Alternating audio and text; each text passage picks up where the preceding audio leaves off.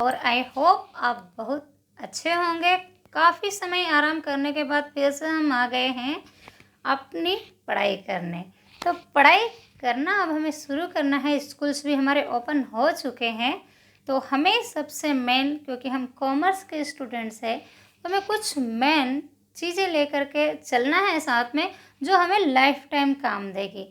या फिर हम कोई भी कोर्स करते हैं, सपोज़ कीजिए हम टैली कर रहे हैं, हम बीकॉम कर रहे हैं, या एमकॉम कर रहे हैं, एमबीए कर रहे हैं, किसी भी लाइन में फील्ड में जा रहे हैं, बैंकिंग में जा रहे हैं, किसी भी फील्ड में हम अगर जा रहे हैं, तो वो जो रूल्स रेगुलेशंस है कुछ जिन्हें हम फॉलो करके आगे बढ़ेंगे, वो हमें बिल्कुल बहुत अच्छे से याद होना चाहिए।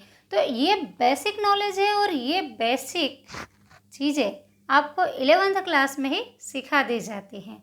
तो उसी से रिलेटेड जो मेन मोस्ट इम्पोर्टेंट जो रूल्स है डेबिट एंड क्रेडिट के, जिन्हें हम किस नाम से जानते हैं, एक और 3 गोल्डन रूल्स के नाम से भी हम जानते हैं।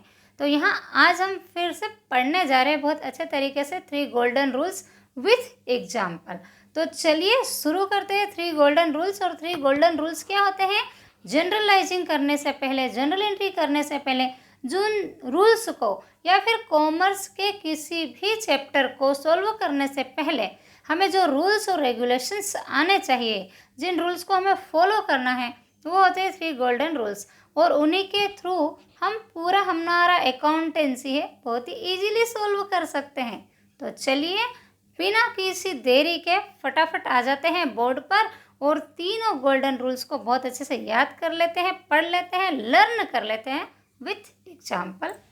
तो 3 गोल्डन रूल्स किसके लिए समझाए गए हैं? तो तीनों गोल्डन जो रूल्स हैं वो अकाउंट्स के लिए समझाए गए हैं।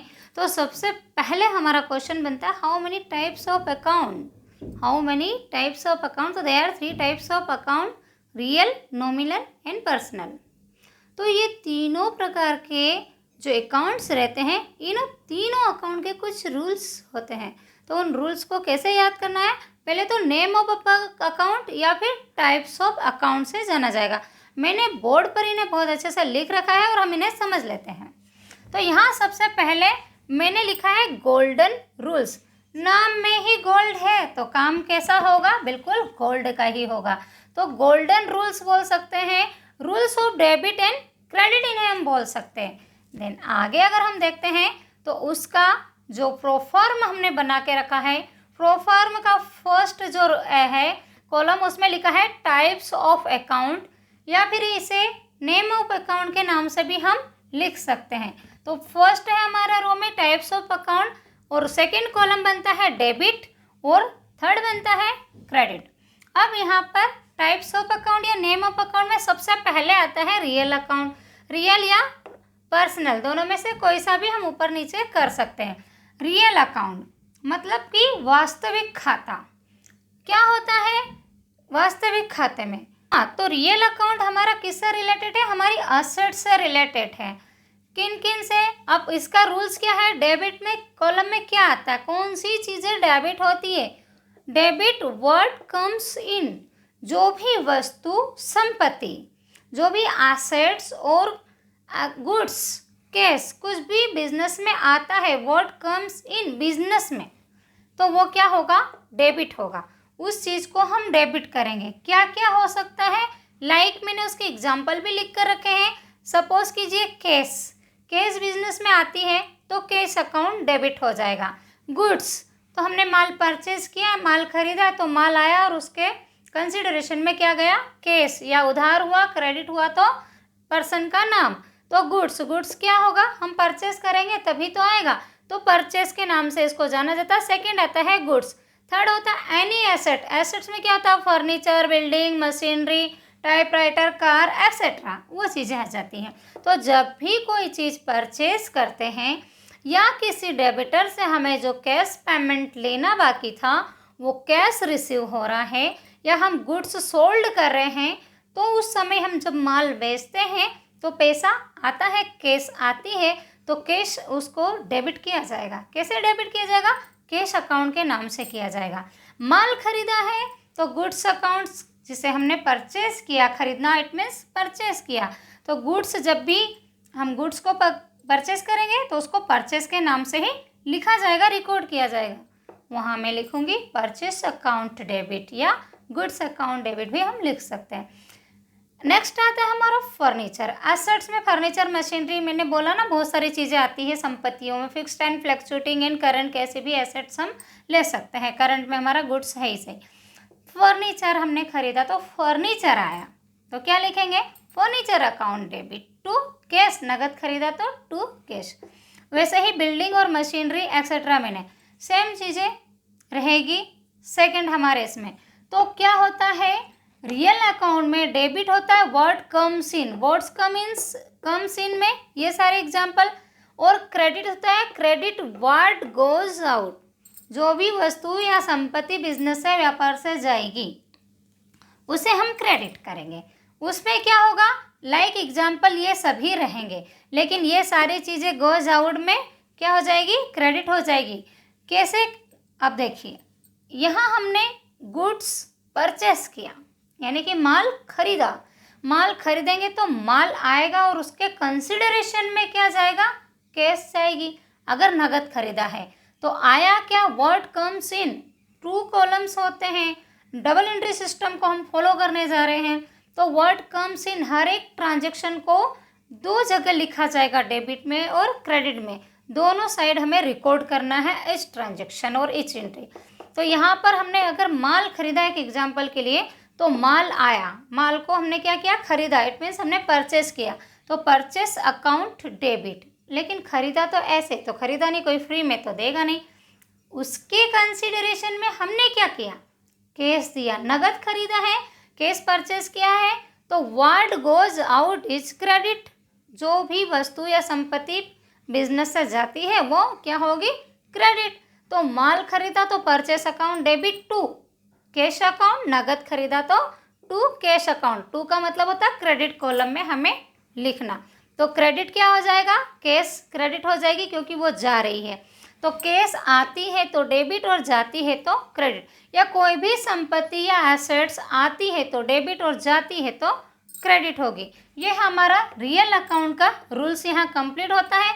ये सारी चीज़ें आती है तो डेबिट हो जाएगी और यही सारी चीज़ें एज इट इज जाती है, यानी कि हम मशीन बेच रहे हैं, फर्नीचर बेच रहे हैं, तो उसके कंसिडरेशन में कैश आएगी और मशीन फर्नीचर जाएगी जो ओल्ड फर्नीचर वगैरह होगा। या माल ही बेच रहे हैं तो माल बेचेंगे, गुड्स को सोल्ड करेंगे, तो हमने वहाँ पर सेल्स किया है तो सेल्स होगी और उसके बदले में क्या आएगा, कंसिडरेशन में कैश आएगी, तो वहाँ कैश आ रही है और खरीद रहे तो जा रही है। बस इसी से ये रियल अकाउंट हमारा कंप्लीट होता है। सेकंड हमारा पर्सनल अकाउंट। तो पर्सनल अकाउंट को भी हम समझ लेते हैं। पर्सनल अकाउंट का रूल्स है debit the receiver, credit the giver. पाने वाले को डेबिट करो और देने वाले को क्रेडिट करो।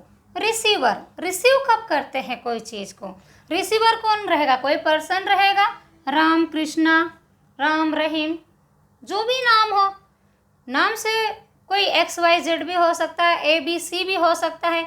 रिसीव करने वाला जो पर्सन रहेगा उसे डेबिट करेंगे उसके नाम से, और गिवर जो देने वाला रहता है उसे हम क्रेडिट करेंगे। सपोज कीजिए एक एग्जांपल में, कैश रिसीव फ्रॉम राम या फिर डेबिटर, ऐसा व्यक्ति जिसे हमने उधार माल बेचा था और हमें पैसा लेना बाकी है, तो वो हमें पेमेंट कर रहा है, तो वो कौन है, गिवर है। हम कौन है, रिसीवर है। तो हमारे ने जो माल क्रेडिट सोल्ड किया था, जो गुड्स है उसे क्रेडिट सोल्ड किया था, उसका पेमेंट वो कर रहा है, तो कैश आ रही है, हम उसे रिसीव कर रहे हैं, तो रिसीवर क्या होगा, डेबिट होगा। तो यहाँ क्या आ जाएगा, कैश आ रहा है तो debit the receiver, cash account debit to Ram ने दिया तो to Ram's, credit the giver. To का मतलब क्रेडिट कॉलम में लिखना। जब हम जनरल एंट्री के क्वेश्चंस इसमें सोल्व करेंगे तो ये हमारे लिए बड़ा इजी हो जाएगा। तो यहाँ राम कृष्णा, कोई भी एनी नेम आगे बता दिया मैंने, सेम यहाँ रहेगा, सेम यहाँ रहेगा। नेक्स्ट हमारा और लास्ट नॉमिनल अकाउंट, जिसे हम प्रॉफिट एंड लॉस अकाउंट के नाम से भी जानते हैं। यहाँ नॉमिनल यानी नाम मात्र खाता, और इसे लाभ हानि यानी प्रॉफिट एंड लॉस अकाउंट के नाम से भी जाना जाता है। इसके नियम क्या कहते हैं, इसका रूल्स कहते हैं debit all expenses and losses. जो भी खर्च और व्यय होंगे, जो हानियाँ होगी, लॉसेस, उन सबको हम डेबिट करेंगे। तो all expenses and losses is debit, उन्हें क्या कर देंगे हम, डेबिट। और क्रेडिट क्या होगी, credit all income and gains, या फिर प्रॉफिट ऑब्लिक कर दिया मैंने, क्रेडिट इनकम एंड गेन्स और ऑब्लिक प्रॉफिट। जब भी प्रॉफिट होगा, इनकम होगी, वो क्रेडिट होगी। अब हमें ये देखना है एक्सपेंसेस क्या होता है। खर्च, रेंट पेड, मैंने लाइक करके उसके भी एग्जांपल लिख दिया, ऐसे बड़ा शॉर्ट और सिंपल बना दिया आप लोगों के लिए। लाइक रेंट पेड, किराया दिया। किराया कहाँ दे सकते हैं, कोई बिल्डिंग, कोई दुकान, कोई शॉप हमने रेंट पर ले रखी, हर पर मंथ उसका हमें रेंट पेमेंट करना पड़ता है। या फिर हमने कहीं से माल बुलवाया है, एक स्थान से दूसरे स्थान भेज रहे हैं या बुला रहे हैं, तो उस गाड़ी वगैरह का भी किराया हम देते हैं, तो उसे तो कार्टेज और ऑक्ट्राई कहते हैं, उसके नेम उससे होगा अलग। बट रेंट तो मेन चीज़ है, हमारी बिल्डिंग शॉप वगैरह का ही हम पेमेंट करते हैं। तो जहाँ भी पेमेंट किया तो खर्चा हुआ, तो रेंट पेड। किसी भी कर्मचारी को, एम्प्लॉयज़ को पेमेंट किया सैलरी, तो सैलरी पेड। इट मीन्स जहाँ भी पेड वर्ड लग गया उसे हम उसके नाम से डेबिट कर देंगे, मतलब खर्च हुआ। वेजेस पेड है ना, डिस्काउंट अलाउड, किसी को डिस्काउंट दिया तो भी तो बिजनेस के लिए लॉस हुआ, घाटा हुआ, तो डिस्काउंट अकाउंट डेबिट हो जाएगा। इंटरेस्ट पेड, हमने इंटरेस्ट पर कुछ अमाउंट ले रखा था, हमें ज़रूरत लगी तो बैंक से या कहीं और से, फाइनेंशियल इंस्टीट्यूट से हमने कुछ केस रेंट पे उठा रखा था, तो उस रेट के अकॉर्डिंग उसको पेमेंट किया जाएगा, तो interest paid. Commission paid, agent जो रहता है, एजेंट को हमने एजेंसी दे दी हमारा माल बिकवाने के लिए, तो उसे हम उसके कंसिडरेशन में कमीशन देते हैं, तो कमीशन पेड किया। तो कौन कौन सी चीज़ें डेबिट होगी, एक्सपेंसेस, ये सारे एक्सपेंसेस। अब दूसरी चीज़ आ जाती है लॉसेस। तो यहाँ मेरे पास स्पेस प्रॉब्लम थी तो मैंने लॉसेस का एग्जाम्पल नहीं लिखा, मैं आपको ऐसे ही बताती हूँ। लॉस बाय फायर, आग लग गई और माल जल गया। Loss by accident, loss by stolen and theft, चोरी हो गया माल, है ना, कोई भी माल चोरी हुआ या कैश चोरी हुआ, वो क्या होती है, लॉस ही होती है। एक स्थान से दूसरे स्थान पर जब हम माल को पहुंचाते हैं सेल आउट करने के लिए, तो हो सकता है एक्सीडेंट हो जाए, या फिर गाड़ी वगैरह में से भी चोरी हो सकता है, स्टोलन हो सकता है, गोडाउन में से माल चोरी हो सकता है, तो वो भी चोरी में गया, आग में जला, एक्सीडेंट के द्वारा नष्ट हुआ। किसी भी कारण से अगर माल की हानि होती है या कैश रुपए की हानि होती है तो वो लॉस कहलाती है। और वो लॉस बाय में क्या लगा देंगे, उसका कारण, रीज़न लिख देंगे। आग से जला है तो loss by fire account debit, चोरी हुई है तो लॉस बाय स्टोलन या थेफ्ट लिख देंगे, लॉस बाय एक्सीडेंट लिख देंगे। लॉस इन एक स्थान से दूसरे स्थान पर जब हम माल पहुंचाते हैं तो उसे लॉस इन ट्रांजिट, और मार्गस्थ माल, रास्ते में जो माल चोरी हो गया, एक्सीडेंट से टूट गया, फूट गया, खराब हो गया किसी कारणवश, तो वो लॉस बाय ट्रांजिट। लॉस कहाँ पर हो गई, ट्रांजिट में हो गई, मार्गस्थ माल में, मार्ग में जो माल हुआ उसकी।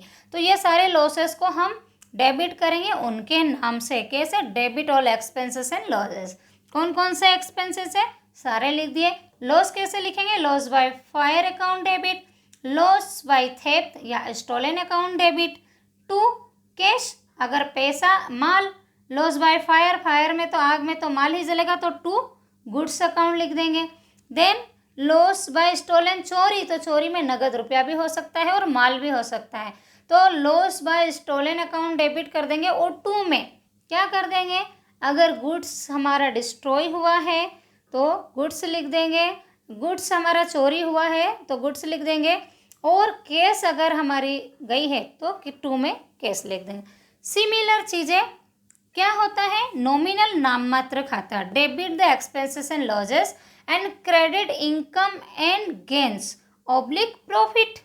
इनकम, क्या क्या इनकम हुई, यहाँ रेंट पेमेंट किया, वहीं हमारी बिल्डिंग में कोई एक्स्ट्रा शॉप है जिसका हमें यूटिलाइज नहीं हो रहा है, कुछ भी यूजेस नहीं है, तो हम उसे रेंट पर दे देंगे तो कुछ ना कुछ इनकम हो जाएगी, तो वहाँ हम रेंट रिसीव कर रहे हैं। रेंट पेड किया तो एक्सपेंसेस हुआ, रेंट रिसीव किया तो इनकम हुई, तो क्या होगा, रेंट, तो रेंट के रूप में क्या आएगा, कैश ही तो आएगा। रेंट पेड करेंगे तो क्या करेंगे, तो सारे एक्सपेंसेस जो होते हैं वो कैश में होते हैं। इनकम भी जो होगी वो कैश से ही रिलेटेड होगी। यहाँ पैसा दे रहे हैं किराया का और यहाँ पैसा ले रहे हैं किराया का। रेंट मीन्स किराया, तो यहाँ किराया ले रहे तो रेंट रिसीव, तो रेंट रिसीव में कोई चीज़ें थोड़ी आएगी तो कैश ही। तो क्या आया, ऑल इनकम एंड प्रॉफिट क्या करेंगे, क्रेडिट। किस जगह से इनकम हुई, तो यहाँ लिखेंगे cash account debit. Cash account debit to, कहाँ किस कारण से, कहाँ से आया पैसा, तो टू रेंट अकाउंट, मतलब हमें रेंट रिसीव हुआ। कमीशन रिसीव, तो कमीशन के रूप में भी पैसा ही आता है, तो commission account debit to, sorry cash account debit to commission. Interest receive हुआ बैंक से, तो इंटरेस्ट के रूप में भी पैसा ही मिलता है, तो हम लिखेंगे cash account debit to interest account. तो उस अकाउंट को हमें क्रेडिट करना है जहाँ से इनकम हो रही है, प्रॉफिट हो रहा है, गेन कर रहे हैं। उस चीज़ को जहाँ से हमें आ रही है, जिस पर्पस से आ रही है, जिस फैक्ट से हमें पेमेंट रिसीव हो रहा है, उसे हम कर देंगे कि हमारी इनकम प्रॉफिट किस चीज़ से हो रही है, उसे हम क्रेडिट कर देंगे। और यहाँ अगर रेंट पेड कर रहे हैं तो rent account debit to cash account. To में कैश ही लगेगा हर एक चीज़ के। अब यहाँ मैंने कुछ एग्जांपल लिए, यहाँ रेंट हो गया, सैलरी हो गया, इसके आगे वेजेस हो सकता था हमारा, रिपेयर हो सकता है, पोस्टेज हो सकता है ना, कोई जगह टूट फूट कुछ गया उसको रिपेयरिंग कराया तो रिपेयर हो सकती। पोस्टेज वगैरह हमने स्टेशनरी वगैरह खरीदते हैं तो खर्च होता है, तो उसके नाम से हम डेबिट कर देंगे उसे। एडवर्टाइजमेंट, हमने विज्ञापन कर रहे हैं अपने बिजनेस का, अपने माल का, तो एडवर्टाइजमेंट के नाम से उसे डेबिट कर देंगे और टू में कैश लगा देंगे। तो आई होप ये 3 गोल्डन रूल्स आपको बहुत अच्छे से समझ में आए होंगे। तो इनसे रिलेटेड और कोई आपको प्रॉब्लम हो, कोई डाउट्स हो, तो आप मुझे बिल्कुल कमेंट बॉक्स में बोलिए, या व्हाट्सअप नंबर आप सभी के पास है, मुझे व्हाट्सअप पर आप बताइए पर्सनली। ये मैंने समझा दिया, इसका पिक मैं अटैच कर दूंगी वीडियो के साथ, तो ये आपको लर्न करना है और अपनी फेयर कॉपी में नोट करना है। बिल्कुल सबसे पहले इसे ही नोट करना है और इसे ही याद करना है। तो ये आपके 3 गोल्डन रूल्स हैं। ये rules of debit and credit, rules of generalizing के नाम से भी इन्हें आप जान सकते हैं।